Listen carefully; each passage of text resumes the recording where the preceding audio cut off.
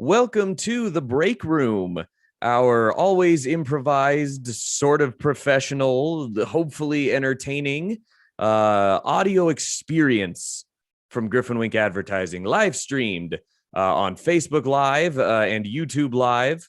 Thanks for joining us. My name is Kevin Wade, and I am your host because I said so. And joining us today, I don't remember if this is your first time with us, Rusty, but we've got the creative director of GriffinWink Advertising, Rusty Griffin. Welcome. Thanks, Kevin. Yes, this is my first time on this program, and I'm honored to be here. Well, it shows because you weren't supposed to turn your video on until I introduced you. But none of us told you that. Yeah, none of us told you that. We just assumed you were up to speed. But that's okay. We like seeing your pretty face. It's fun. And we've got some other folks with us who've become somewhat regulars. We've got good old Chelsea Homan. What's up, Chelsea? Woo! And we've got Summerhill. Oh, hi guys. Hey. New glasses and all. Summer, what are those glasses you're wearing this week? They are, I don't know, they're multicolored this week. They're pink and purple and just everything all in one. So love it. What I've got going on this week. Fantastic. Thank you all for joining us today to talk over just stuff and fun in advertising. But first I wanted to make a few little announcements here on the front end. So the first thing is that I think we've told listeners before that we also have another podcast that is produced periodically from a few members of our agency. It is called Life of the Brand. It is a more concise, more structured, outlined kind of version of this little live stream here, which we also post to wherever you listen to podcasts after the fact, whenever we finish up an episode. But we are officially bringing Life of the Brand into our sort of family of content creation services here at GriffinWink. So we're going to be talking more about it, producing episodes more regularly.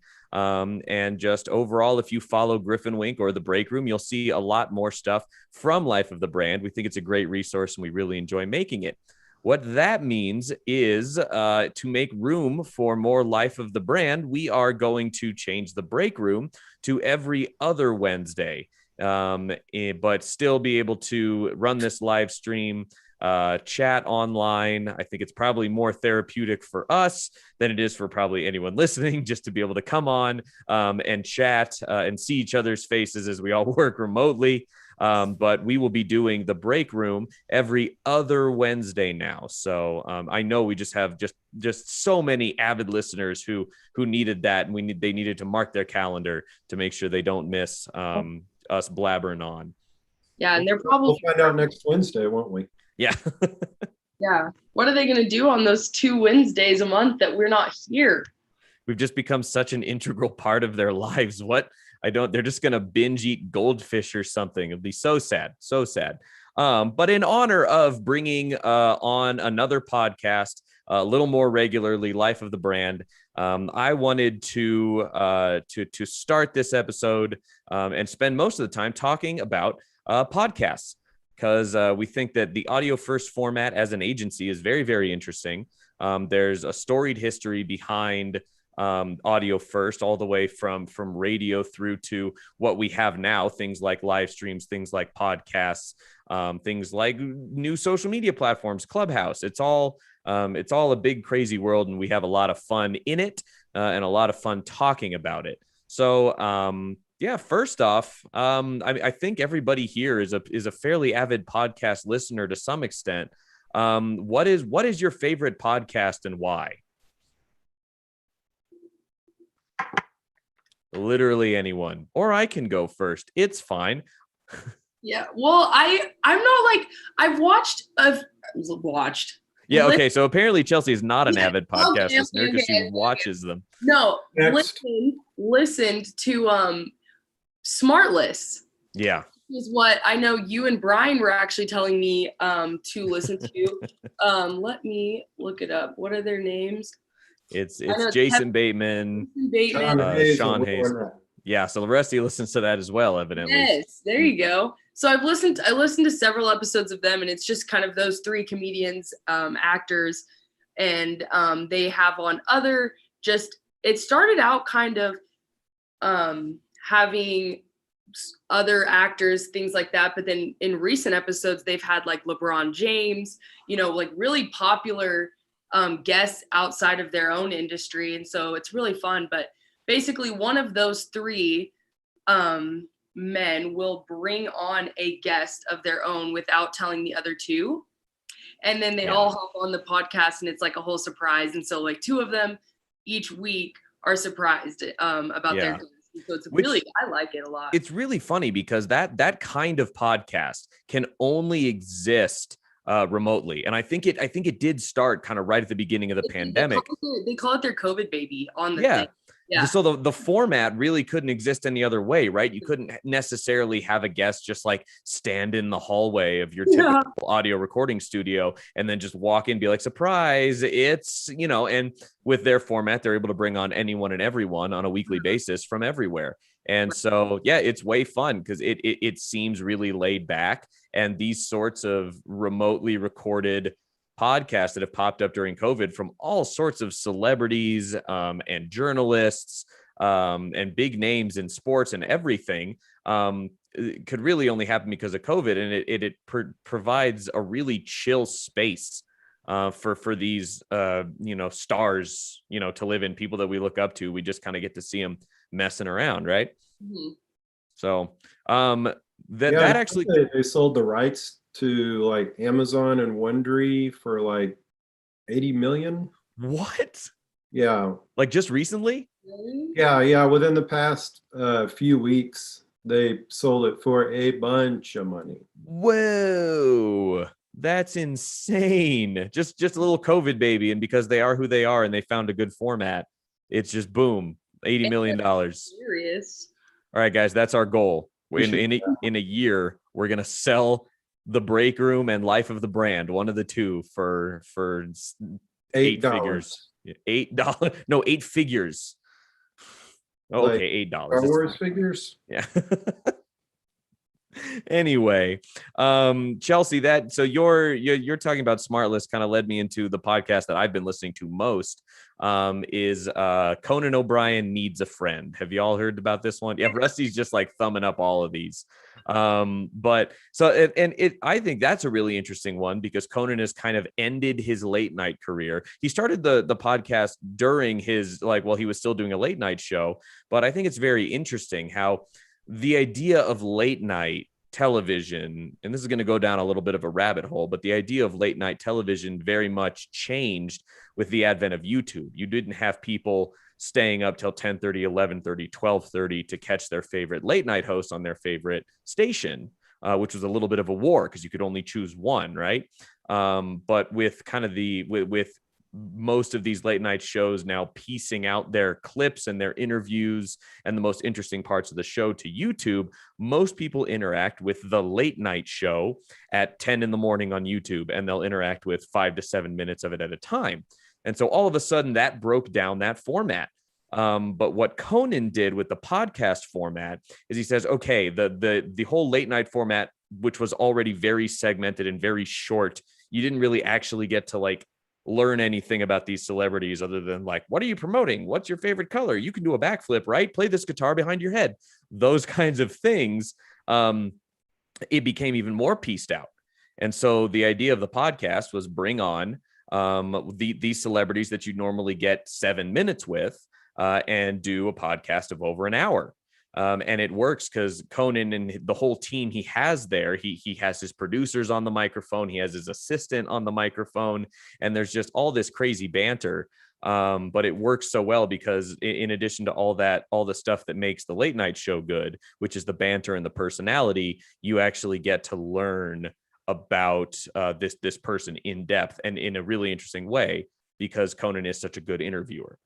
And so that's my favorite podcast right now. And that's it, not only because I love listening to it, but I think it's a really interesting case study for how Audio First is allowing for the evolution of all of these other mediums, and where other mediums are falling off, audio first and podcasting and any sort of streaming format are kind of picking up. So I think that's very clever. I do too. Yeah. Summer, what do you got? Yeah, so there are two that I listen to. I really like Armchair Expert with Dax Shepard. Yeah, I've been a Dax Shepard fan and a Kristen Bell fan for a long time. that's a great one. And I guess I just like them because, well, both of them really, because they're very much Hollywood, but they're also very human. Super down to earth. Yeah, so I like that. And then my second one, I like, it's called Two Bears, One Cave with Tom Segura and Bert Kreischer. Bert Kreischer. Oh my gosh, those two. I cannot, it's just, all it does is make me laugh. I laugh the entire time. Every episode that I listen to, they crack me up. They're just hilarious. Yeah, those two are absolutely hysterical. Chelsea, Rusty, if y'all haven't just seen even just these two, not even the podcast, just find some video somewhere of these two interacting with each other. Yeah, and it's amazing. Oh, it's so funny. They're two comedians that just give each other all sorts of, even when they're not with each other, they'll be on some other random show doing something completely else. And it's so they'll just lay into each other at like a moment's notice, and it's gotten to the point where like interviewers they'll like goad it out of them. They'll make sure that they have a section to talk about their like weird goofy friendship, and it's a blast. But I love, so like all of these podcasts so far that we've brought up, kind of the four that have been talked about, it's all kind of it's all this very similar idea of humanizing and kind of extending the personas of all of these people, and then obviously having that move into like not of just the host, but then having that move into whoever they're interviewing or whatever they're talking about. It all extends it out, and it does make all of these characters seem much more human and much more relatable. And so I watched a TED Talk about podcasting actually. And one of the points that he made was kind of that podcasting essentially is a more kind of that human connection, and you feel closer to the hosts than in a movie or in a anything else, other sorts of plots, because the way his example was, you don't just invite anyone into your car. And it's kind of a safe space, or wherever you're listening. So eventually, if you've listened to especially several episodes, you kind of go on a ride with these people in your kind of safe space. Eventually, these people, these voices, kind of start feeling like your friends. Yeah. Feels like home, feels normal. Yeah. Well, and because I think that was the initial appeal behind things like radio morning shows, right? Like, but before everything went digital, you woke up and you drove to work and you hung out with whatever crazy radio personality that was on your favorite morning show, and it was this same sort of kind of episodic, which is just completely different with TV. Like, I don't watch a TV show necessarily and have that same, it's not the same, like you feel like you're hanging out with, these comedians, it's very casual, laid back. Whereas when it's scripted, it's a movie, you're more watching them and you're aware that you're watching them. Yeah. Versus podcasts, for some reason, make you feel like you're more involved, which is literally marketing one-on-one. Yeah, it makes you feel like you're more involved, but at the same time, it's requiring less of you from like a sense standpoint. That's kind of the whole idea of audio first. The reason why like I love listening to audiobooks is I feel like it requires less of me. And so I can feel more comfortable while doing less, which is like a really funny thing. Like, right. Like it's a totally cynical thing to say. American tagline today. Yeah, total. Like that's a total dad vibe. Is like whatever medium is going to allow me to be the most entertained in the laziest way possible. Like, give me that. I'm all about it. Which, there's something to be said for that. Yeah. But all right, Rusty, you've had plenty of time to think about your answer here. Oh, I get to answer too? Yeah. Cool. Let's see. We all took two of mine. I like Literally with Rob Lowe, but I think my favorite's probably the Ryan Russillo show. He's a sportscaster back from the days of ESPN, and I've been following him since like 2009 when he had the radio show, and then he got the TV show with Scott Van Pelt, and then he and ESPN parted ways, and then Ryan hooked up with Bill Simmons, who has The Ringer, who sold The Ringer to Spotify and made like $90 bajillion. So yeah, I like Ryan Russillo. He's not a hot take guy, like a lot of the talking heads on ESPN. He's not like a shock, sports personality. And what's become really popular about his show, not only his guests, but he devotes the last 10, 15 minutes of every show, and it's called Life Advice. Basically, people email the show and want life advice, everything from should I get a divorce to I bet my friends that I could dunk a basketball, but I really can't. How do I get out of this? So I really like his show because it's 3 days a week, which I think is just the right frequency for me at least, because it's like not too much where you feel like you're sipping from a fire hose, but it also makes you like look forward to it. Yeah. And I feel like if he was kind of the shock jock style, I'm not sure that shock jock style really lends itself to something like podcasting. If Stephen A, and Stephen A might have a podcast, who the heck knows, but like in my head, Stephen A's podcast is 2.5 minutes and he's just yelling the whole time. And then like, that's it for the day. Right. So like the idea that he's someone who's a little more methodical, talks about everything, takes it by the numbers, goes through it like it's news, and not like somebody who stole his lunch money that he's yelling at. Like I think that probably lends itself more to podcasting. But I love that at the end there's that little unique hook that probably people stick around for, or heck, even skip to the end for. But that's a really cool move that he's made to brand that podcast as not only a sports podcast, but like just an amusingly self-help oriented last section, which I think is funny. I love when celebrities and like strangers help with like people's problems. I just give advice for when everyone does that. Like they have any idea what's going on in your personal life. But it's funny every time. Or you have like, or when celebrities do anything to insert themselves into the real lives of like just people, like Billy Eichner, his Billy on the Street stuff, where he just runs up to people in New York and yells questions at them. So funny.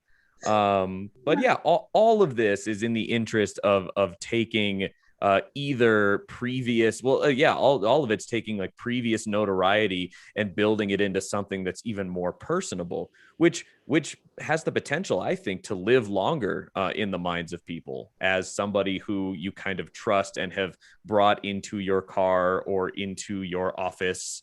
And I think that's really interesting about podcasting, which is why we love it. That's why we've been playing around with it a lot over the past, really through COVID. I think like both the Break Room and the resurrection of Life of the Brand, which used to be a vlog that we ran out of our production studio, there are COVID babies, right? That we're all here working remotely, and we're looking for kind of closeness and togetherness and community. And one of the ways that we're able to do that is just through video calls and video conferencing. And we just thought, hey, let's do it on a live stream, and maybe we'll say something interesting, and then maybe we can post that as a separate little piece of life advice. So but it's all centered around the idea to build a community, which I think is really cool. Mm-hmm. So what I wanted to do, and I actually did this, this is another little shameless plug for Life of the Brand. I do Life of the Brand with Brian Wink, who you all will have seen on this show before. He's the president of GriffinWink, and then sometimes with Eric Mayhall, who is our kind of web admin, search engine specialist. But I did an episode with Brian where I quizzed him on a bunch of podcast facts. And it was an episode like this, kind of about podcasting. And so that's why I told Brian he couldn't be on this one, because what I wanted to do is I wanted to use this quiz to share with y'all and the people listening just how important podcasting has become. And so we can all start to kind of see how this grew and how this evolved and why we've now reached a point where we're willing to let just about any celebrity with a microphone into our living room to tell us about their day and why they're friends with this other celebrity. Y'all good with that? Mm-hmm. Yeah. Yes. All right, great. So this is good. I think we have a good panel for this because we have Rusty Griffin, who is far and away the longest tenured professional at GriffinWink Advertising. His name is in the name of the company. His dad started it. And then we have Summer, who's been with us for maybe a little over a month. So we are looking at kind of the full breadth. So this is going to be interesting. So Rusty, if Summer kicks your butt, I don't know what, but I think That's not going to happen. We'll just edit that part out. Yeah, we'll just edit that. Yeah, Rusty's like, you said my name was, I own this company. We're editing that part out. Oh my goodness. All right. So, when do you guys think podcasting started? What year did podcasting come about? 2006. 2004. What? 2000? I was going to say like. Technically, do you mean when it got popping with like iPod technology, or the first freaking like the first thing? Oh, I was going to say like 2004 or 2000. Yeah, 2000. Oh, Yeah. 2004. Summer and Chelsea nailed it on the head. It became, whether it was the very first podcast or whether that was when the platform actually was kind of created, but 2004 was kind of the first, the advent of podcasting. And it was actually, That's what I said. Yeah, sure. Yeah. And then honestly, it took a year for it to make it into the Oxford American Dictionary. The word podcast was added in 2005. And that was the year that Apple integrated the platform officially, which was also the same year the president started podcasting his weekly address, and the year Yahoo added podcast to its search engine. And so it all happened very quickly. This was an instantly adopted medium. There was not a lot of early adoptership as far as like podcasting jumping in as a medium, because honestly, at that point, it was just an extension of radio. So yeah, it's been around now for almost, the podcast has been around almost for 20 years, which is kind of crazy. Mm-hmm. Let's see this. Oh, this is a good question. So the first 6-figure deal for a podcast, for the selling of a podcast, also happened in 2005. So somebody had an idea for a podcast like a year after this all started, and investors already saw, or media groups already saw the value in it. What was the topic of that podcast? IT. That's a good guess. Chelsea, Summer, quick fire. Social media. Social media. Famous people interviews, celebrity interviews. It was a health and nutrition podcast hosted by two moms, and it's called MommyCast. And so it would be like two mothers talking about health and nutrition, just mompreneuring it up like 15 years before mompreneuring was cool. And they created MommyCast and they sold it for 6 figures. All right, next one. In 2007, so moving on now. So we've had a few more years for this medium to kind of spread. In 2007, what British comedian won the first ever Guinness World Record for the most downloaded podcasts? Ricky Gervais. Summer? Oh my gosh, I don't remember his name. Come back to me because I can't remember the guy's name. Chelsea? A British comedian, you say? Yes, because you know so many British comedians. Of course, I know them all. Of course. All right, this is painful. Rusty, it's Ricky Gervais. What I said. I know. So yeah, Ricky Gervais, and that's of course a comedian who's also a television personality, kind of the late night host style person, already a producer. I thought that was interesting, but I thought that fact was interesting in that it said most downloaded podcast. That's not even really a stat we think about anymore, right? Because nobody downloads their podcasts anymore. Everybody listens to them on streaming services. So what was that, downloading a podcast onto an iPod?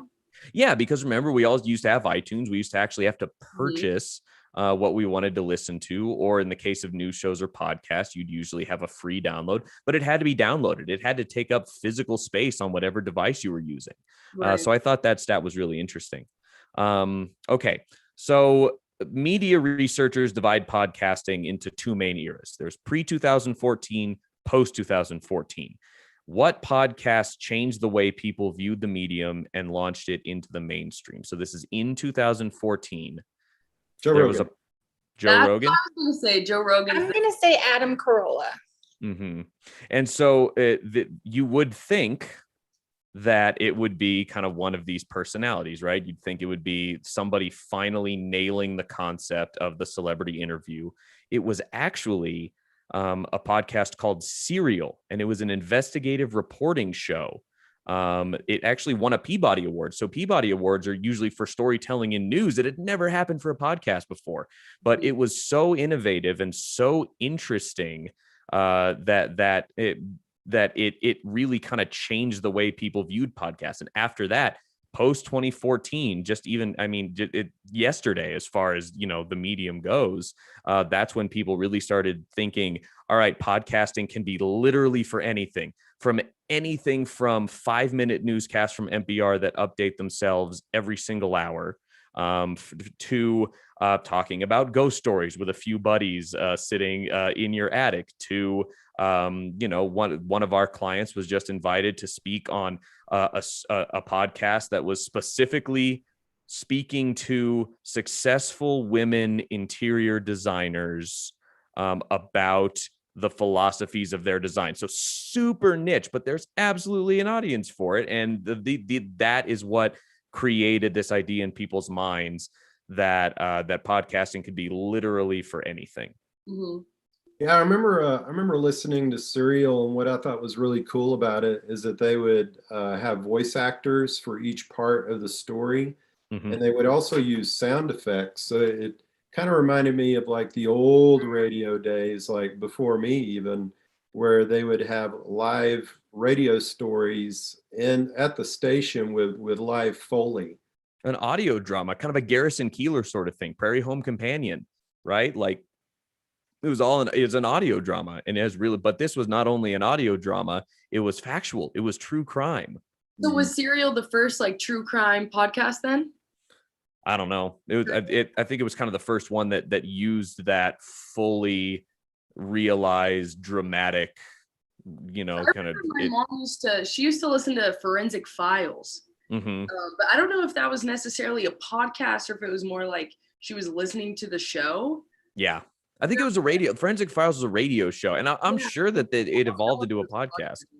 Yeah. But I'm on my way to a volleyball tournament. It's like, she was found with her head cut off in the, like, so aggressive. Like, dude, Forensic Files, it was scary. Like, it's dramatic. Volleyball. That's dangerous. Yeah. It was really not getting my head in the game. Well, that reminds me of Only Murders in the Building. Have you seen that program? Oh, is that the new Selena Gomez? Yeah, Selena Gomez, Martin Oh, Short, Steve Martin. Reviews. I haven't watched it. Is it good? Yeah, it's so good. It's a brainchild of Steve Martin, but it's a streaming show about three people living in a building that an actual murder occurred in the building, and so they developed a podcast around it, and they're investigating the murder in real time while producing a podcast. Mm-hmm. It's really funny. Speaking of, have y'all watched the You season 3? I've only watched. Do y'all know what show that is? Mm-mm. Like where he's the stalker. What's his? I'll find the actor's name. It's the guy from Gossip Girl. Gossip Girl, yeah. Yeah. Anyways, one of the girls. It's like a murder mystery show, kind of. And this girl gets murdered, and these kind of this like mom blogger, kind of what we were talking about earlier, this mom blogger character in the show, like starts all this social media to like catch the publicity herself. So she's like, she jumps in on the news and is like, please listen to our podcast, Twitter page, Facebook, Instagram, like this. She was literally my best friend. Follow, subscribe, like all this stuff. And so it is funny, but it really is kind of how that stuff goes. Mm-hmm.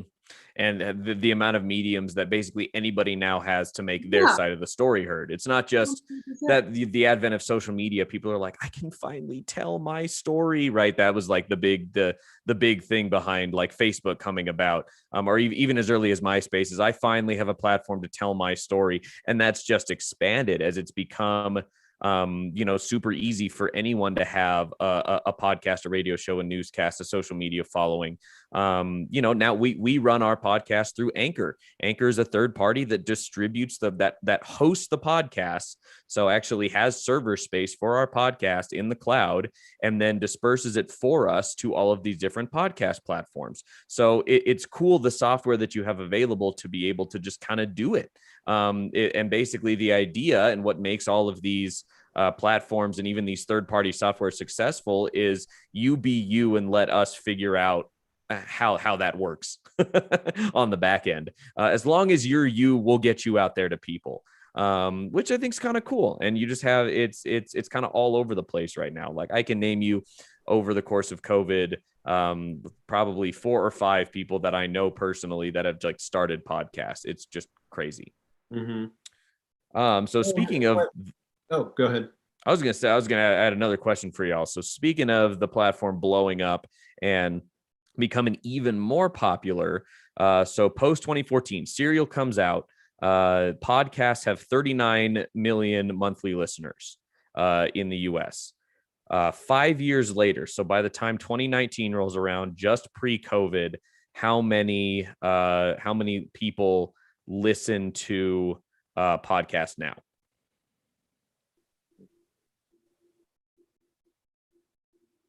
$700 million. Okay. You said how many million before? It was 39 million. 39. We're listening to podcasts in 2014. I'm gonna go like 70 million. Is this global or in the US? I think it's just in the US. Well, it can't be 700 million then. It cannot. What do you think? have, Summer? I said 70 million. 70 million and one. This is not The Price is Right, Rusty. 75 million. Okay, if we are playing Price is Right, Chelsea wins. 90 million listeners, with over what is this? How many listeners? 90 million listeners, but now it's at 155 million. So I won. 100 right now, it's 155 million people would call themselves podcast fans or will admit to listening to a podcast regularly. 55% of the US population. Wow. And that's probably even more. And now, like, this was an article from like early 2021. And I'm sure it's just continued to blow up. And then you've got of that remaining 45%, 35% don't listen because they just say they don't know where to locate a podcast. But most people who do listen find their podcast through social media, right? So it's not necessarily. So the way I find new podcasts is I'll go onto Spotify, and Spotify's got the really good kind of discovery tool, right? Where its algorithm will feed you stuff it thinks you might like. Apple's got the same thing, but I thought that was interesting. Most people actually just find podcasts through social media. It's through someone they follow or through following the celebrity. Because I kind of feel like you have to be pretty deep in the podcast game as is to be able to have it suggest podcasts you like, or you know what I mean, or to be able to kind of know how to find podcasts that way. I kind of feel like the most common would be what Rusty said. His favorite podcast is a guy that he's been following for X amount of years. I'm sure the second he heard that he had a podcast, probably through social media, he was like, went and like actively looked for it. Or a referral from a friend, because I mean, everybody has such a short attention span nowadays that you'd have to like really trust somebody to refer a podcast to you to give it a shot for 45 minutes to an hour. Yeah. Yeah. It's like it's the same sort of like if you have somebody recommend a show or a movie or or an album to listen to, like you have to have developed a certain amount of trust with that person, or at least know that they like the same stuff you like. Like I know like that there's people in my life that I won't trust to recommend me a good taco, right? Because like they just for whatever reason it just never seems to pan out, or there's just such a difference in like what you two both like or think a good taco is. Tyler. But that's it's interesting how it falls into that same sort of structure of how you do find it or get a hold of it. Like Chelsea, I think you started listening to Smartlist because like Rusty and Brian and I listened to Smartlist, and I started listening to Smartlist because I think Brian told me about it first, and that's how I found Conan's podcast, because it's similarly popular. Literally, with Rob Lowe is another podcast from the Conan O'Brien studio, which I think that's really interesting. Again, about the Conan O'Brien podcast is he's got a whole podcast network now that's got half a dozen podcasts under it now. And they've just gone all in, especially since the late night show is not on the air anymore, and he's waiting for whatever his HBO thing is going to be. He's like all in on podcasts right now. It's like all he does. He's got like a full episode a week of his show and then a mini episode on Wednesdays. And Rob Lowe's got literally, and there's a dad focused podcast and a fashion focused podcast and a mom focused pod. And they're all, I think there's even, all those shows that where like people get on and just talk about The Office. I think there's a similar one from Parks and Rec that is under that banner as well. So you have these media companies that are just starting dozens of podcasts. It's crazy. Well, and I think the stand-up comedian has found new life during the pandemic, because over the past year they haven't been able to do a whole lot of live shows, especially in 2020. Yeah, I think Conan, knowing a lot of comedians, especially ones that are coming up in the world, the medium is really good for someone that is A, funny, and that B, can talk about anything forever.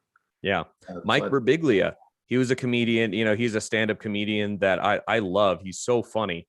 And he started a podcast, again, beginning of the pandemic, but the concept was not, the concept was not a stand-up comedian podcast. It's not a podcast focused on his comedy. It's a podcast focused on bringing on other comedians onto his show and just working through new material.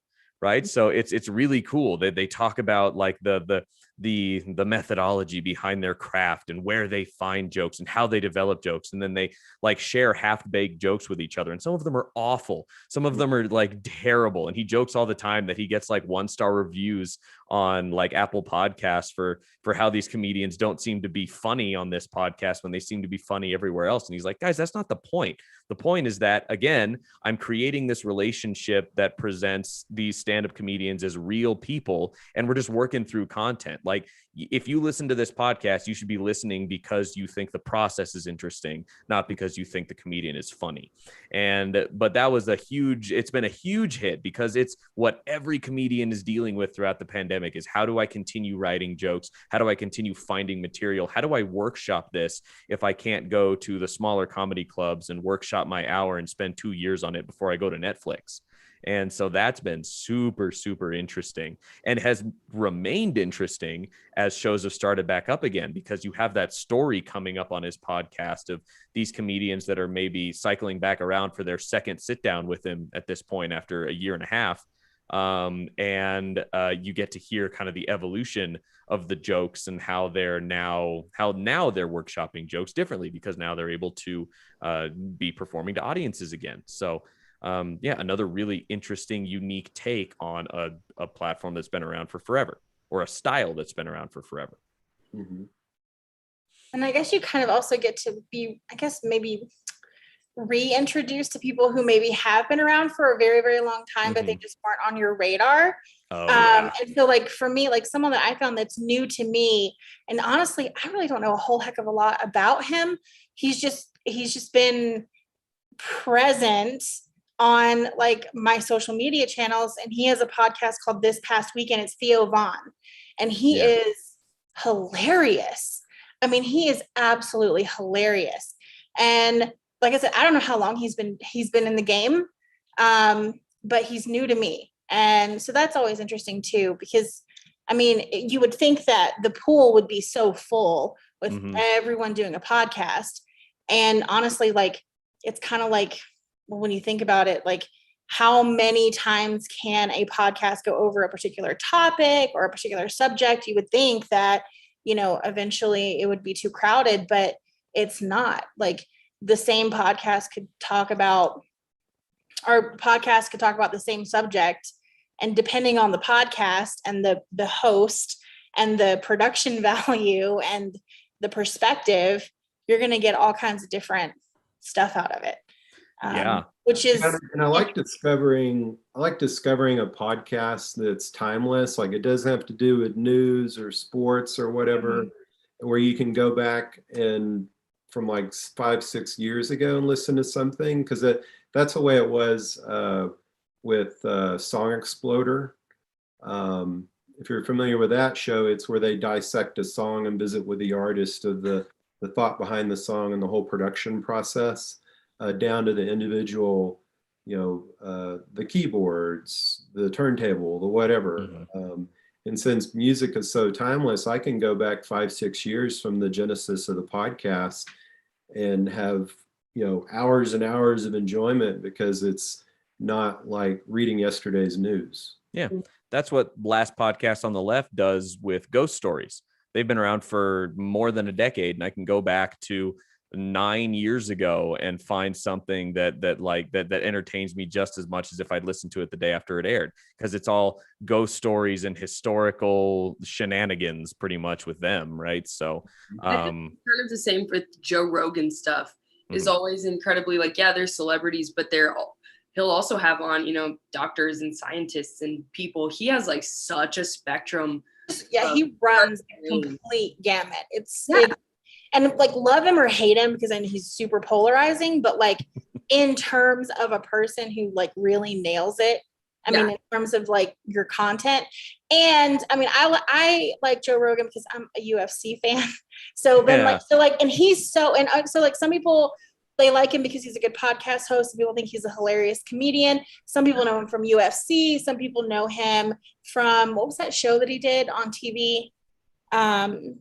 Fear Factor. And so like, he has such a pull in like all these different arenas. He's so popular because he talks to, like I said, this range of people, and he holds his own so well with, I watched him interview literal scientists and doctors, and he's over here like asking them, like having this pretty deep conversation to where I would have been like, you know, from jump, as I feel like a ton of podcast hosts, even these comedians, they can't, to have that range does set him apart, and I think is why his podcast is so successful still today. Well, that's why Spotify gave him $100 million. Yeah, it's insane.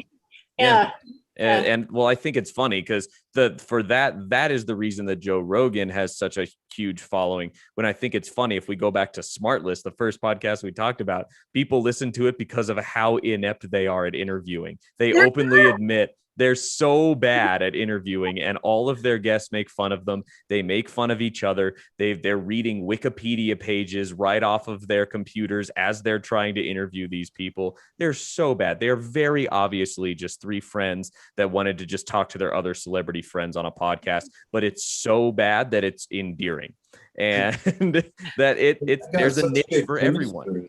Yeah.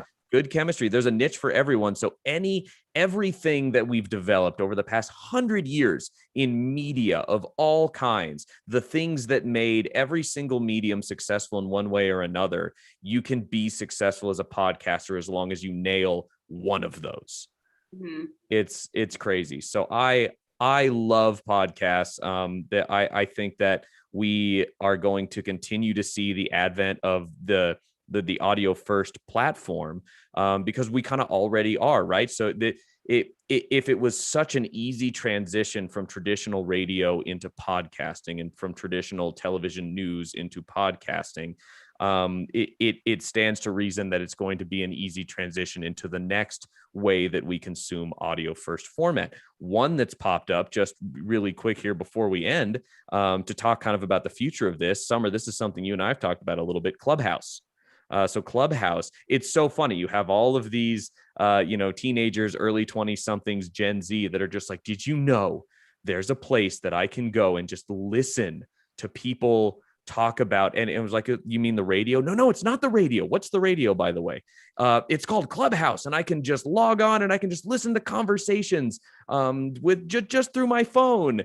And everyone else is like, yeah, good job, Gen Z. Like you figured out what radio is. You found a way to get excited about basically essentially how radio started. But it's that thing. It's this new idea that the same way that we're streaming this to Zoom, but by the way, we're looking into adding that platform for the break room to host a Clubhouse room at the exact same time as we're recording this, so that if you wanted to listen on Clubhouse, you could, and leave comments and, maybe even eventually let people in. It's something that we're exploring because it's a cool new platform, but it all comes from the ease of audio first. Mm-hmm. Mm-hmm. So, Yeah, and I did a little bit of research, and one of the things that's coming next is closed captioning on podcasts, where it's actually while you're listening, there's video. Yeah. That's typing out the words simultaneously, just like closed caption on a television set. Interesting. Yeah. So that's if you're listening like on your computer or something. Yeah, or if or if you're deaf. If you're deaf, yeah. Yeah. Or Yeah, some people are hard to understand. Yeah. Anyone else turn on closed captioning when they watch Great British Baking Show? Because I would not know anything that they were doing unless that's my greatest use of closed captioning is the Great British Baking Show. There's one or two people a season that are like from Liverpool or further north, and I'm like, well, closed captioning time, because I have no idea what they're making. Anyway. I do have to turn on closed captioning for like a decent amount of shows. And I actually used to hate them, and my boyfriend loves them. He loves having them on. It's kind of funny how some people like do not like them on, and then some people do like always will turn them on. So that's kind of interesting too.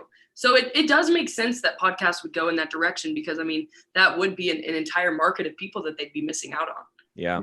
Yeah. You talk about like access and the ability for it, to have people who are deaf be able to listen to podcasts and to be able to enjoy in on that. That was huge when, streaming television came around, and the immediate availability of closed captioning and YouTube and Facebook videos as well. So no, that does seem like a super logical next step.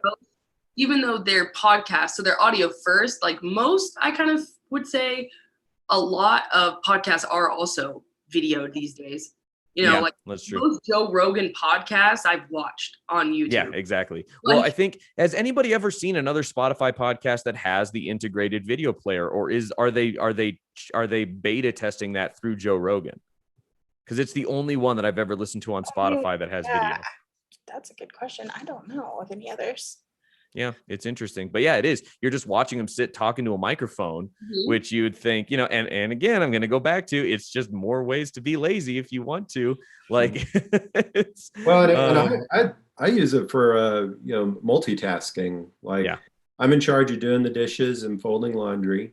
So if I want to really escape to a podcast and, be left alone, I can do dishes, and if someone asks me a question, I can't. I'm sorry.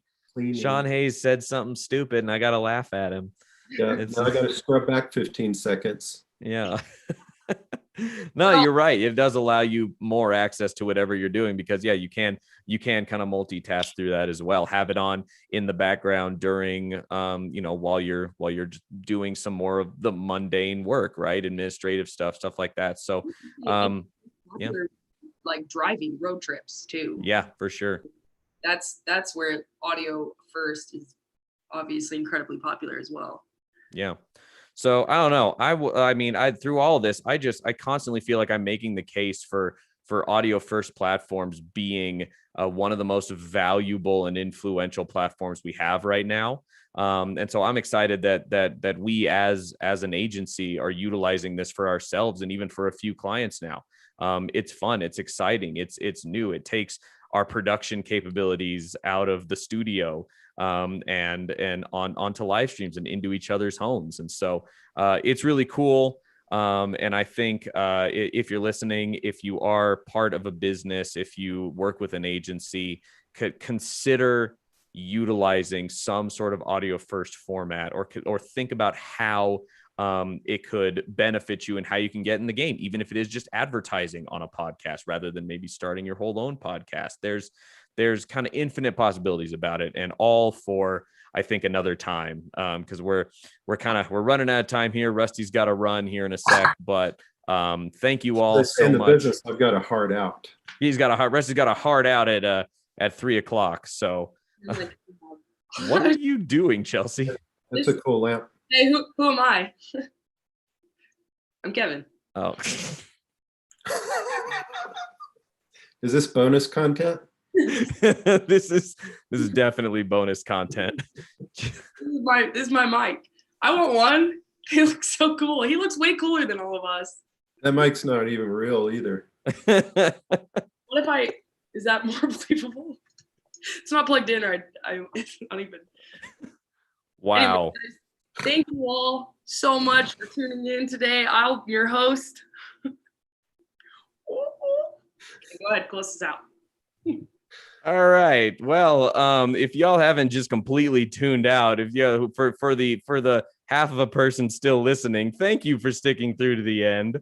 Again, we are switching to an every other Wednesday format for the break room. So we will see you in 2 Wednesdays next week. Be on the lookout for a brand new Life of the Brand, which we'll promote on our GriffinWink channels as well.